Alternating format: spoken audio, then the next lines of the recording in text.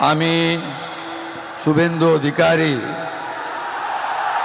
ঈশ্বরের নামে শপথ করিতেছি যে বিধি দ্বারা স্থাপিত ভারতের সংবিধানের প্রতি আমি অকৃত্রিম নিষ্ঠা ও আনুগত্য পোষণ করিব।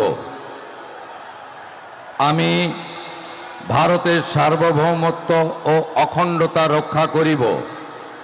পশ্চিমবঙ্গ রাজ্যের মুখ্যমন্ত্রী রূপে আমার কর্তব্যসমূহ নিষ্ঠাপূর্বক এবং বিবেকসম্মতভাবে নির্বাহ করিব এবং ভয় বা পক্ষপাত, প্রীতি বা বিদ্বেষ রহিত হইয়া সকল শ্রেণীর জনগণের প্রতি সংবিধান ও বিধি অনুসারে ন্যায়াচরণ করিব বা বিদ্বেষ রহিত হইয়া সকল শ্রেণীর জনগণের প্রতি সংবিধান ও বিধি অনুসারে ন্যায়াচরণ করিব।